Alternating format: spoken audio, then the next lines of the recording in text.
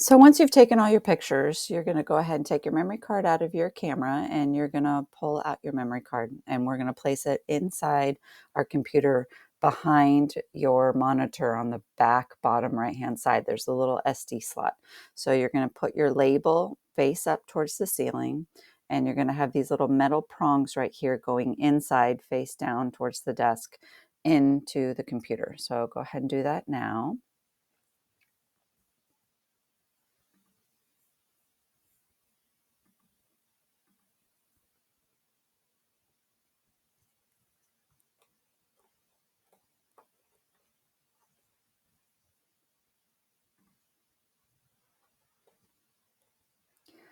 And you'll want to open Lightroom Classic, and it will automatically populate to open up when it'll register the memory card. And if it doesn't, sometimes you have to identify over here to identify the source. So I photographed with my Canon camera, so mine says EOS Digital.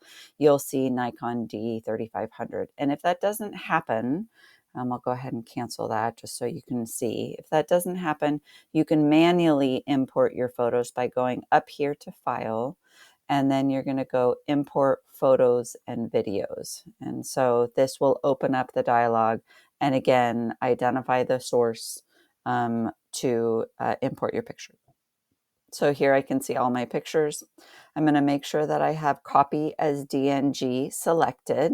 I might default to add or just straight copy, and you want to make sure that you're copying them all as digital negatives. And then over here to where it says to, it will most likely default to the folder that has your student ID, and down here it'll say pictures. And you want it to do its little thing down here with all the file folders. That's the metadata that identifies where and when pictures were taken. So you don't want to mess with that or click anywhere here. You just every time want to make sure it's selected copy as DNG and you have the folder pictures selected, and then you're going to go ahead and click import.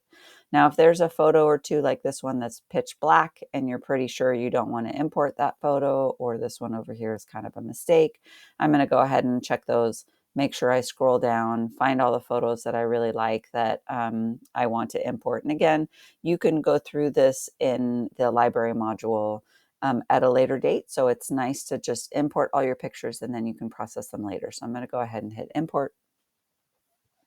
That window kind of closes out and you'll see that all of your images start populating into your folder. And so you'll see there's operations in process. You'll see a taskbar happening right here.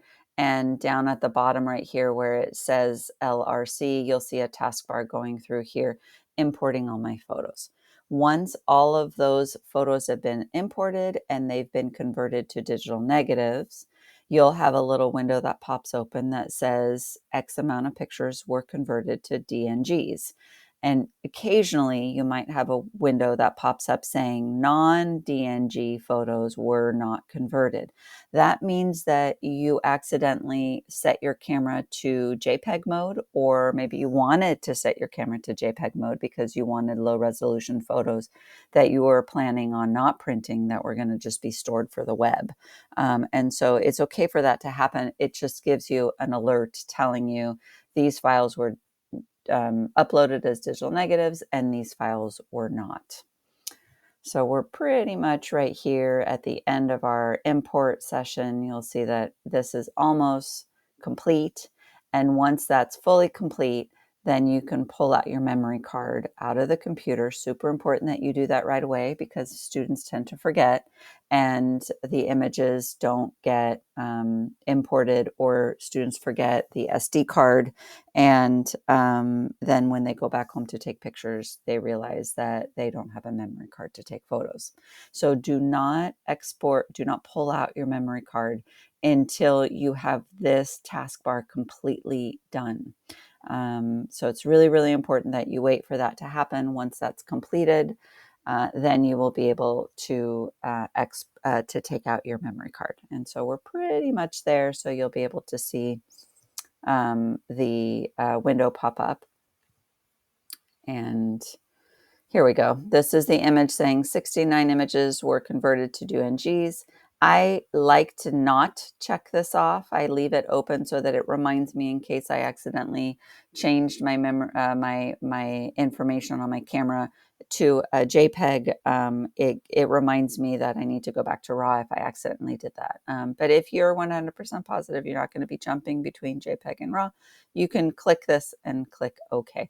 So now you see now my information's been converted. It's pulling out all of my previews, and now my name is under Adobe Lightroom Classic. So this is the time where I can pull out my memory card safely and store it back in my camera or in whatever case I have.